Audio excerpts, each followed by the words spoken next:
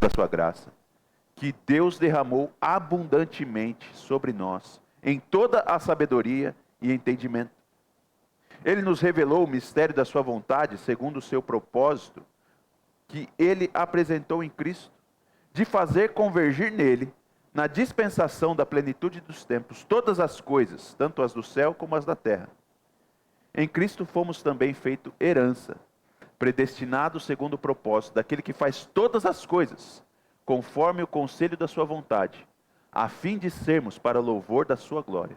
Nós, os que de antemão esperamos em Cristo, nele também vocês, depois que ouviram a palavra da verdade, o evangelho da salvação, tendo nele também crido, receberam o selo do Espírito Santo da promessa. O Espírito é o penhor da nossa herança, até o resgate da sua propriedade, em louvor da sua glória.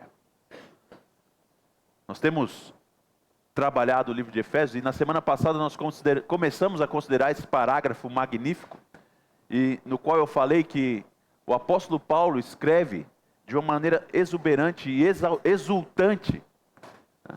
O texto original aqui não há nem marcações de pontuação, que o apóstolo Paulo está fazendo uma doxologia tremenda. Ele está bendizendo o nome do Senhor, cheio de entusiasmo e fervor, e ele sai soltando palavra uma após a outra, considerando a misericórdia e a graça do Senhor, o amor do Senhor, como nós vimos na semana passada, o amor eterno do Senhor.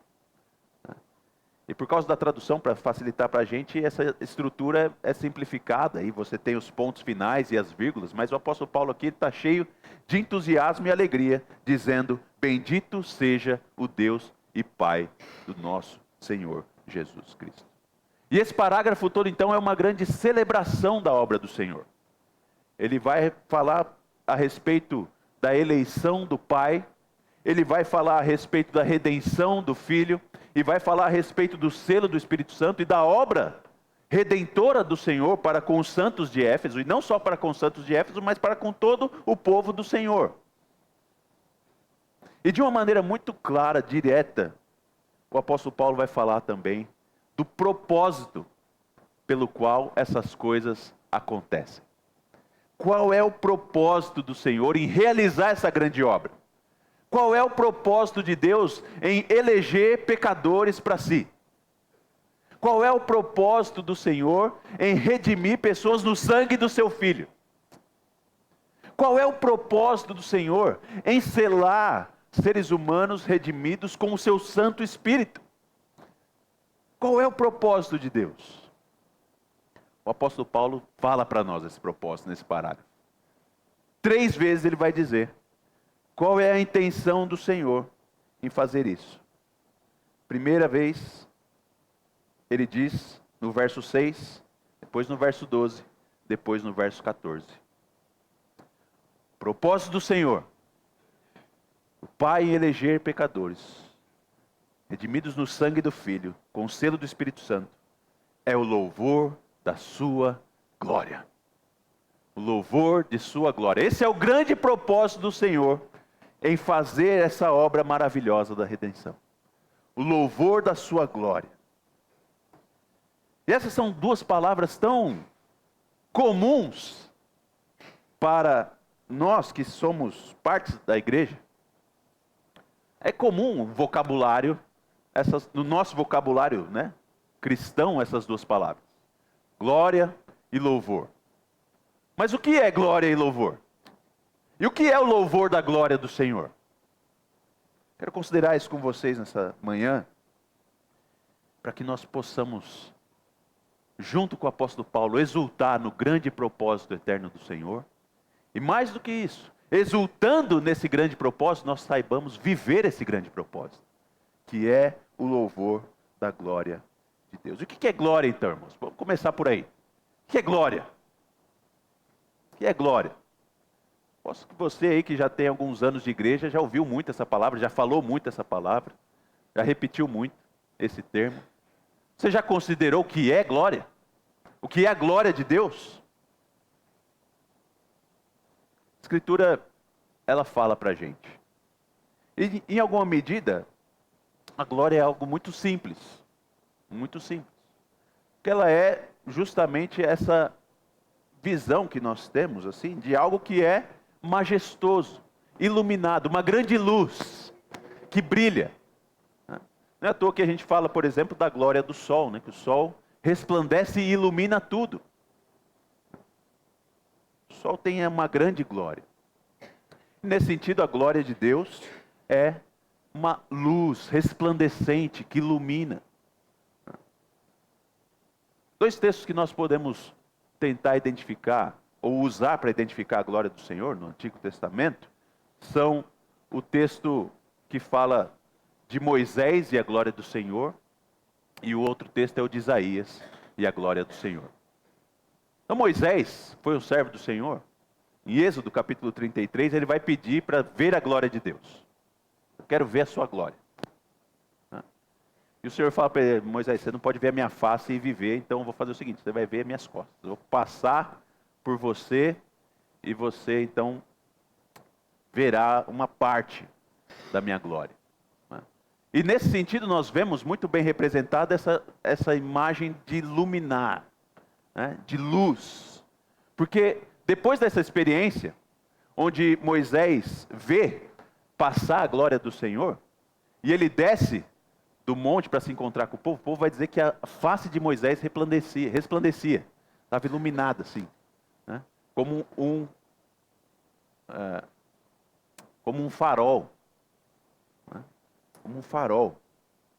A ponto que Moisés precisou colocar um véu sobre o rosto, porque o pessoal estava com dificuldade de olhar para o rosto de Moisés, tanto que ele resplandecia. E esse resplandecer do rosto de Moisés era, obviamente, né, um reflexo da glória do Senhor que ele viu, dessa luz que ele viu.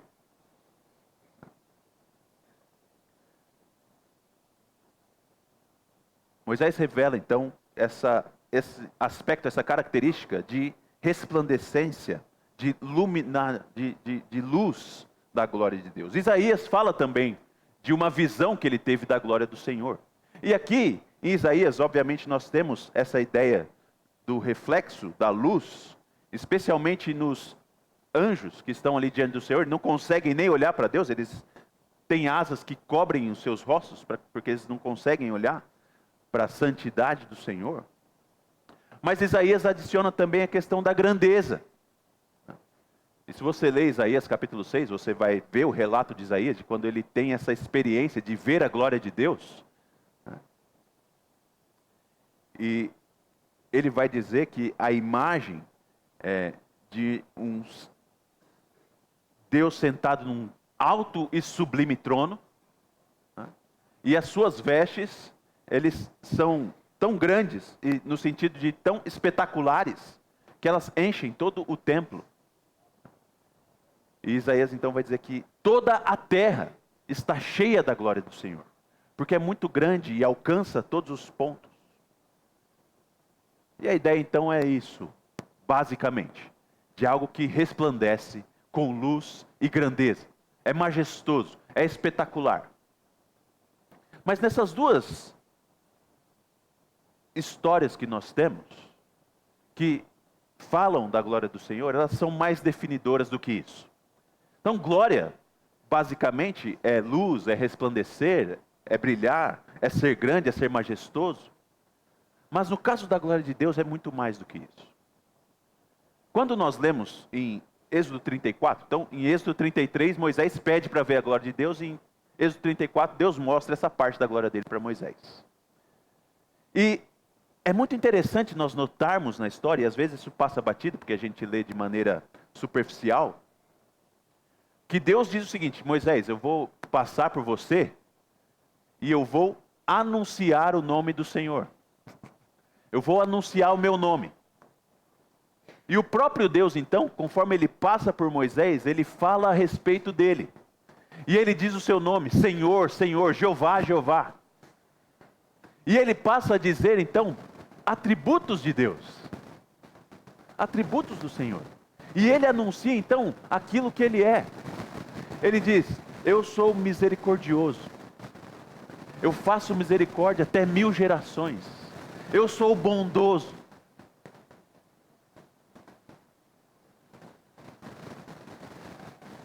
Quando nós lemos Isaías, vendo a glória do Senhor? Aqueles anjos que estão ali diante de Deus, ou do trono do Senhor, que usam as suas asas para cobrir o seu rosto diante daquela luz, daquela glória, e eles têm mais asas para fazer outras coisas. Mas eles anunciam também o ser de Deus e os atributos de Deus. E de uma maneira muito peculiar, eles vão destacar a santidade do Senhor, dizendo: Santo, Santo, Santo é o Senhor dos exércitos. Santo, Santo, Santo é o Senhor dos exércitos. E esse é o único atributo que nós vemos na Escritura, colocado dessa forma tripla. Santo, Santo, Santo é o Senhor dos exércitos. Então, irmãos, se nós formos realmente considerar esse assunto da glória de Deus, e perceber como a glória, essa majestade do Senhor, é apresentada em todas as Escrituras, e aqui eu peguei 2 textos só, para serem representantes, porque senão a gente vai ficar o mês todo aqui, considerando, para poder chegar a uma definição de glória. A glória do Senhor está evidentemente ligada àquilo que Ele é. E quando o Senhor mostra a sua glória aos seus servos, Ele mostra justamente aquilo que Ele é, os seus atributos. Ele mostra aquilo que Ele é nos seus feitos. Então a glória do Senhor é mostrada justamente na apresentação do ser de Deus, na manifestação do ser de Deus. Deus é santo, santo, santo. E Ele perdoa em bondade, faz misericórdia até 1000 gerações daqueles que o temem. Então você note que a glória do Senhor, ela não é simplesmente uma luz que resplandece, mas é uma luz que resplandece porque Deus é cheio de atributos gloriosos e que realiza nos seus atributos e no seu poder as coisas que Ele realiza. O Senhor é soberano, e sendo soberano, Ele é onipresente, onipotente, onisciente, cheio de graça e de verdade. O Senhor é santo, justo, reto, bondoso, benigno, paciente, galardoador, generoso. Todos esses atributos do Senhor são, então, reveladores do seu ser, e são, então, a glória de Deus. A glória de Deus. E quando a gente considera, então, qual é a glória, eu quero dar uma definição simples para você. A glória de Deus é a manifestação do ser de Deus. A glória de Deus é a manifestação do ser de Deus. Isso é a glória de Deus. É esse resplandecer desse ser que é absolutamente suficiente e pleno em si mesmo, e que se dá a conhecer a sua criação.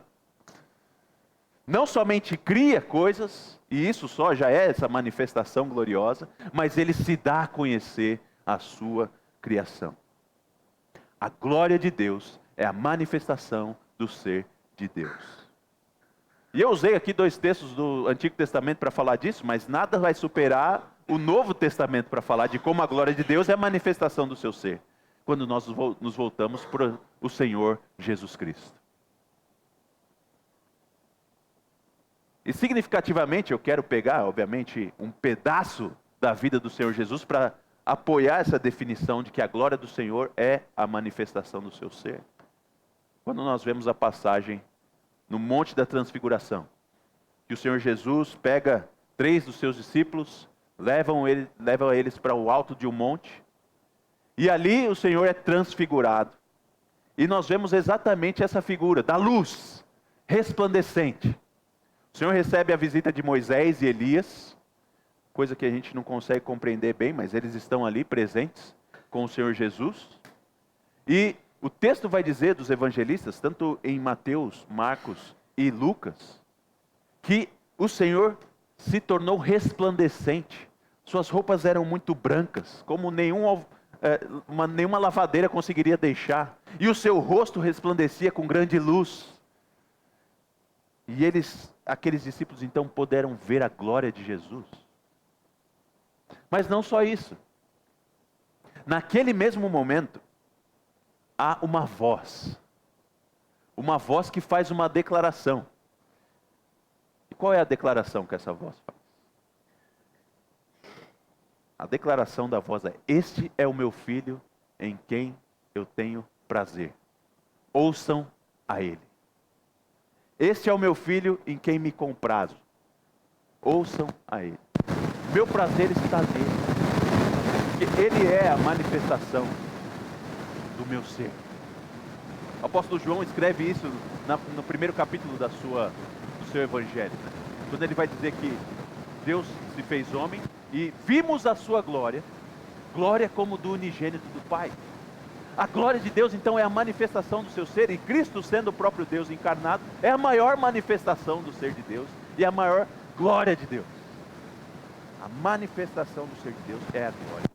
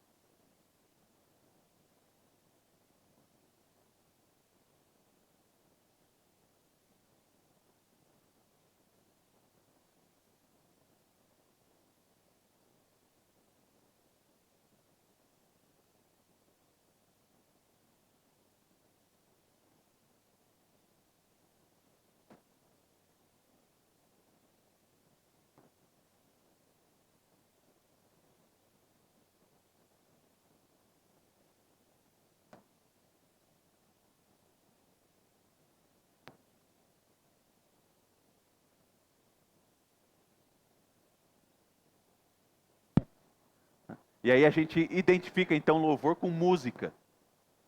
E deixamos uma definição muito restrita de louvor, como se louvor fosse só cantar.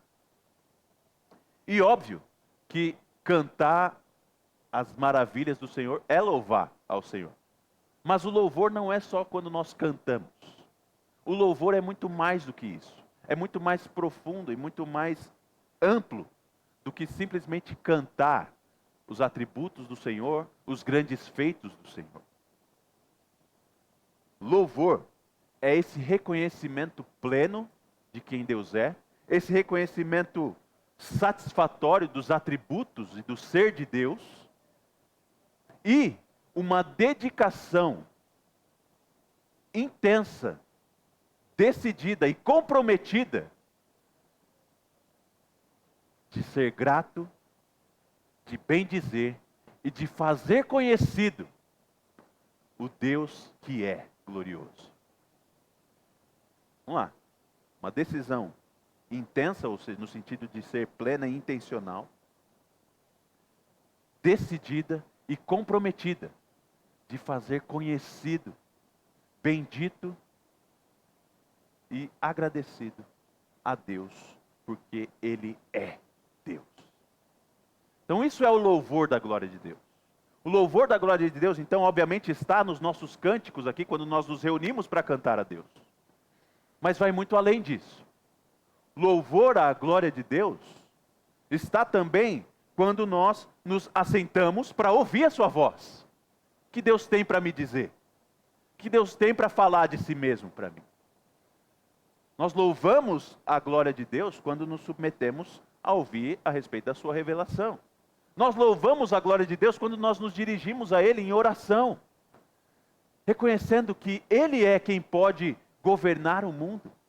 E reconhecendo então, Senhor, nós queremos te agradecer em oração, nós nos dirigimos a Ti em gratidão, mas também em súplicas, porque nós reconhecemos e louvamos a Tua glória. Nós reconhecemos e louvamos quem o Senhor é. E nesse sentido, então, colocamos aos Teus pés as nossas petições e as nossas súplicas. O louvor da glória de Deus é um compromisso pleno e intenso de reconhecer que Deus é. Reconhecer que Deus é. Nesse sentido, então, irmãos, nós fazemos isso de modo muito peculiar e precioso aqui no culto completo. De uma maneira muito especial, quando nós nos reunimos, nós louvamos a glória de Deus.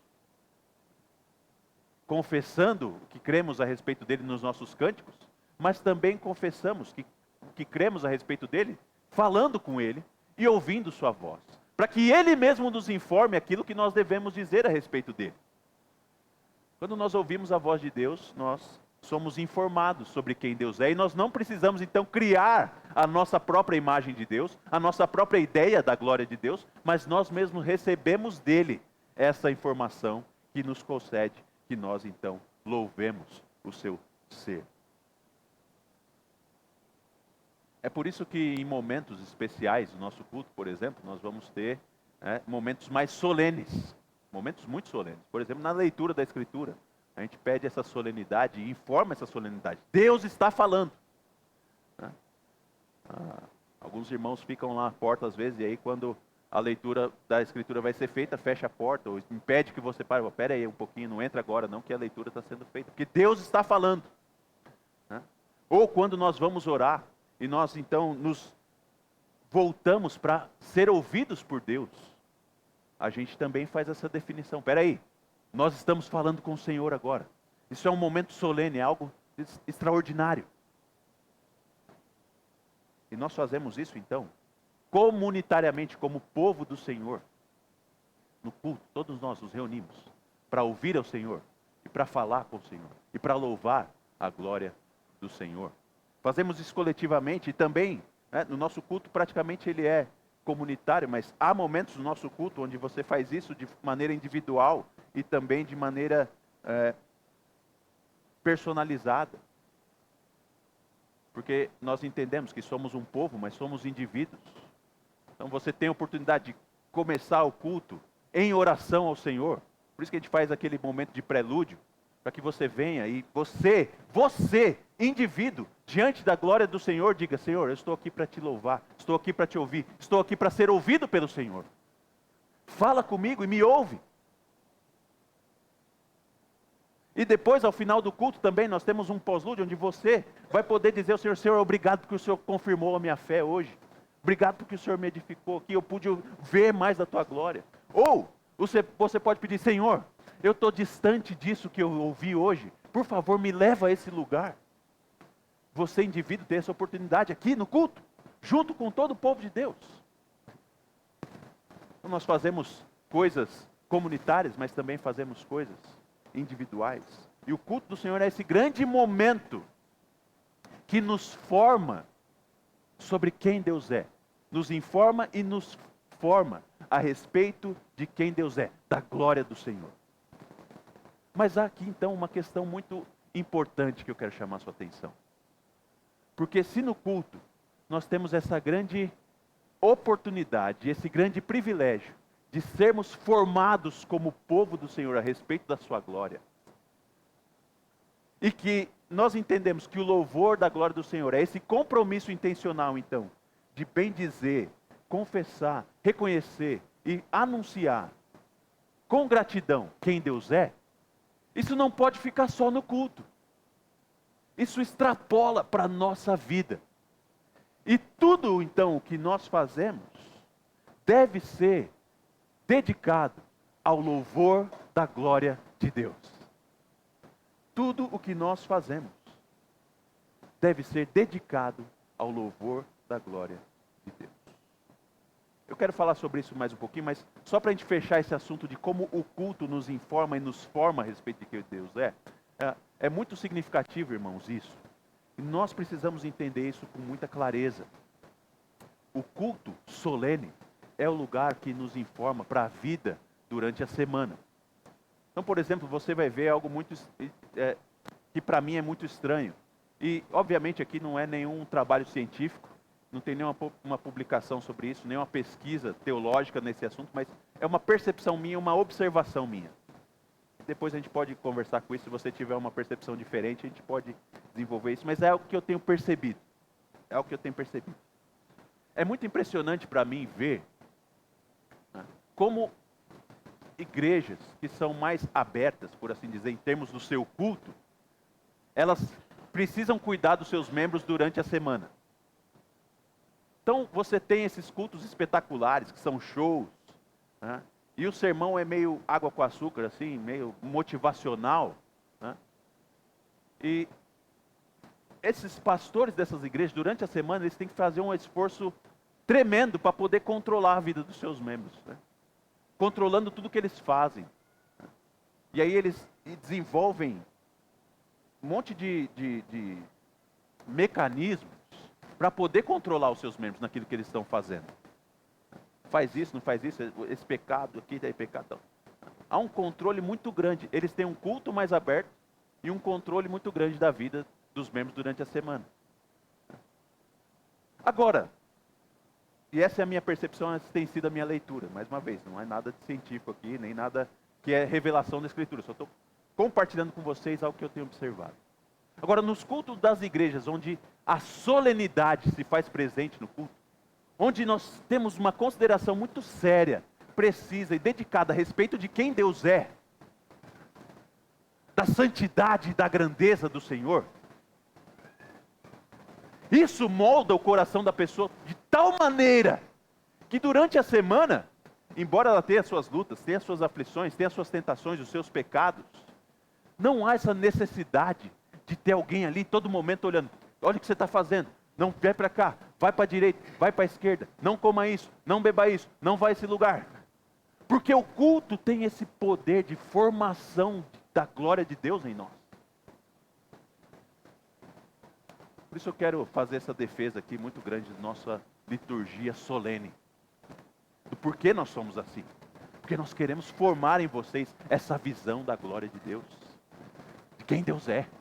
Para que vocês possam sair daqui e continuar vivendo para o louvor da glória de Deus. E aí agora eu quero entrar nesse... Como é que é isso?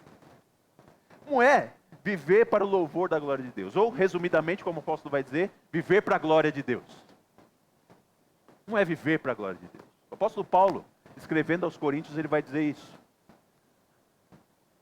Quer vocês comam, quer vocês bebam, façam tudo para a glória de Deus. Nota que coisa espetacular. O apóstolo Paulo pega as necessidades mais básicas do ser humano, comer e beber, e diz, faça isso para glorificar o nome do Senhor.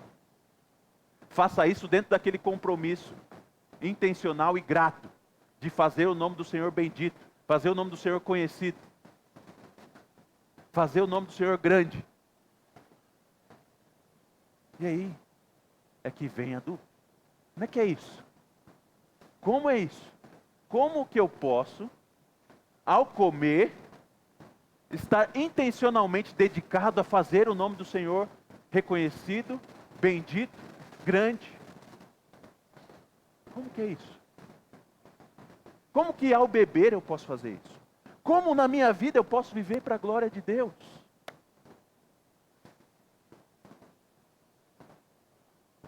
Há, de certa maneira, uma dificuldade muito grande aqui, porque simplesmente nós não entendemos o que é glória e o que é louvor.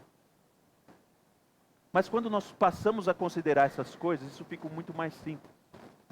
Se glória é a manifestação do ser de Deus, e louvor é esse compromisso intenso e pleno de fazer o Senhor bendito e conhecido, viver para a glória de Deus, então, irmãos, é a junção dessas duas coisas.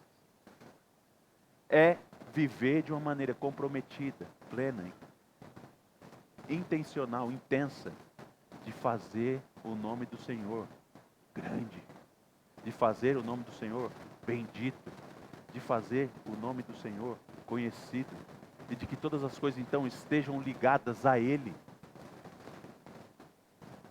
A gente entende isso, a gente só não está disposto a fazer, esse é o problema. Então, imagina, né? Eu não sei você, mas lá na nossa casa a gente gosta de assistir MasterChef. E aí as pessoas ali então têm aquelas experiências culinárias. E quando o prato está ruim, eles vão falar mal. Mas quando o prato está bom, o que eles fazem? Eles louvam a glória do cozinheiro. Eles louvam a glória do cozinheiro. Aí eles comem então e louvam a glória do cozinheiro. Mas na verdade há alguém que é muito mais superior nessa glorificação e que precisa ser louvado quando nós comemos. Porque o cozinheiro, obviamente, ele é usado, né, para juntar os ingredientes nas proporções devidas. Mas há alguém que criou os ingredientes. Há alguém que na sua sabedoria disse, haja coentro. Para alguns não vale muito, mas para mim é uma benção. Haja sal, haja pimenta, haja páprica e haja aí qualquer tempero que você goste de comer. E não só isso. Teve alguém que na sua sabedoria disse, haja papilas gustativas, que identificam esses temperos e dão prazer à nossa língua e ao nosso ser quando nós comemos. E isso então gera glória ao Criador. Porque foi Ele quem sabiamente decidiu e fez essas coisas. Irmãos, então vocês percebem como é fácil dar glória a Deus como quando a gente come. E mesmo que a comida não seja tão saborosa assim, ela está te alimentando, está sustentando o seu corpo, e você está vivendo, está respirando, porque Deus está deixando você comer. E a glória então é toda do Senhor. Mas a gente se esquece disso, porque nós não estamos comprometidos com intenção de fazer o nome do Senhor conhecido e grande e bendito. Mas o apóstolo Paulo diz que Deus está comprometido com isso. Nós devemos estar comprometidos com isso, porque Deus está comprometido com o louvor da sua glória. Todas as coisas que Ele faz é para o louvor da sua glória. E aí o apóstolo Paulo então nesse parágrafo maravilhoso, ele vai dizer, irmãos, Deus nos elegeu antes da fundação do mundo, nos redimiu no sangue do seu Filho e nos selou com o seu Santo Espírito, para que nós sejamos para o louvor da sua glória. E esse é o propósito então pelo qual Deus fez essas coisas. Sabe por quê? E aqui, irmãos, então eu quero trazer a sua mente a uma consideração muito importante. Deus é glorioso e sempre será. E haverá um dia então em que toda língua, todo joelho vai se dobrar e toda língua vai confessar a glória do Senhor. Mas muitos deles vão confessar isso recebendo o juízo de Deus. E o que o apóstolo Paulo está deixando claro aqui é que Deus fez um povo que tem o grande privilégio de ser anunciadores da glória de Deus na sua misericórdia. Porque Ele amou na eternidade, redimiu na eternidade, selou na eternidade, para que a sua glória fosse reconhecida, bendita, louvada. E nós temos então esse grande privilégio, sendo povo de Deus, louvar a glória do Senhor, fazer o Senhor, nosso Deus, conhecido, que Ele é, naquilo que Ele faz, no nosso dia a dia, na nossa vida, em todas as coisas, sermos dedicados ao louvor da glória de Deus. Meus irmãos, Deus está comprometido com isso? Nós precisamos estar comprometidos com isso. E eu não tenho condição de expressar o que é viver para a glória de Deus melhor que o John Piper. Porque ele vai dizer de uma maneira muito brilhante, mas também confortante e bela, de que Deus é mais glorificado em nós quando nós somos mais satisfeitos nele. Deus é mais glorificado em nós quando nós somos mais satisfeitos nele. E quanto mais satisfação nós temos em Deus, mais louvor nós vamos atribuir a Ele. E mais glorificado, mais a glória do Senhor será manifesta e vista. Aquilo que Deus é. conforme nós estamos satisfeitos nos atributos de Deus, nos grandes feitos, nas maravilhas do Senhor, essa glória vai resplandecendo. E Deus nos usa como vasos em suas mãos, como instrumentos seus, para se fazer grande, no sentido de ser conhecido, que Ele é grande. Ele é grande. Nós temos esse grande privilégio. Meus irmãos, que coisa absurda isso. O grande Senhor que nos criou, nos usa, suas criaturas, para fazer o seu nome grande. E nesse sentido os crentes têm o grande privilégio então de retomarem aquele papel inicial da humanidade. Quando Deus diz, vamos fazer aqui o homem a nossa imagem e semelhança, para que a glória do Senhor seja mais conhecida. O sol, as estrelas, as criações dos animais, das árvores, tudo isso anuncia as obras do Senhor, revelam a glória do Senhor. Mas o ser humano, de uma maneira muito peculiar, tendo a imagem de Deus, semelhança do Senhor, recebendo comunicação de atributos do próprio Deus, são a manifestação mais significativa de quem Deus é. Ainda mais pelo fato de que o próprio Deus se fez homem, para redimir essa humanidade que se rebelou contra ela. E nós temos então esse grande alvo, viver para a glória de Deus. E agora eu quero retomar para a minha pergunta. Qual é o seu grande desejo? Qual é o seu grande desejo?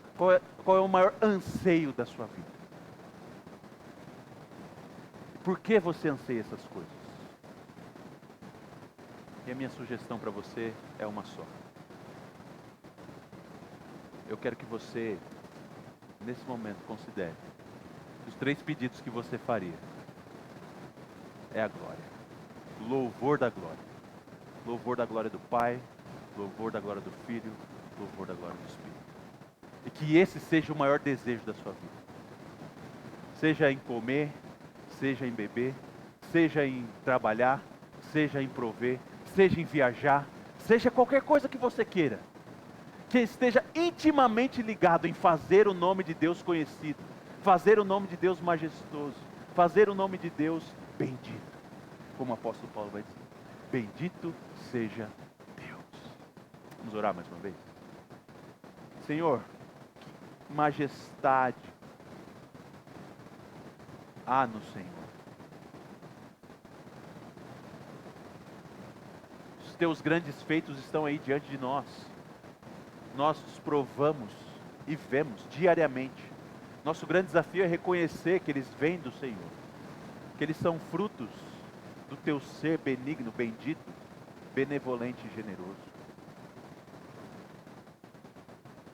Pai, nós queremos te bendizer, te louvar. Mas, mais uma vez, também queremos suplicar que o Senhor nos dê visão dessa sua majestade. Assim como o Senhor fez com Moisés, assim como o Senhor fez com Isaías, e o Senhor fez com os discípulos seguidores de Cristo. No poder do teu Espírito, faça conosco também. Para que nós vejamos a tua glória. Senhor, em misericórdia e graça, que nós sejamos dedicados, comprometidos com a tua majestade. Concede-nos um coração que percebe os teus atributos e percebe os teus feitos em todas as coisas. Que nós tenhamos esse grande discernimento de perceber a atividade soberana do Senhor. Até mesmo ao fazer os nossos pulmões encherem e esvaziarem de ar. Fazer o nosso coração bombear sangue. Concede-nos reconhecer essas coisas e atribuí-las ao Senhor em gratidão, em bendições e também em proclamação. Abençoa o teu povo, Pai, que nós possamos desejar a glória do Senhor e que nós nos unamos ao Senhor no grande propósito eterno de fazer a tua glória majestosa e conhecida e louvada, e que nós vivamos então para a tua glória. para o louvor da tua glória, fazendo o teu nome reconhecido em todos os lugares, em todas as áreas, em todas as coisas. Porque do Senhor, pelo Senhor e para o Senhor são todas as coisas. Ao teu nome a glória eternamente. Amém.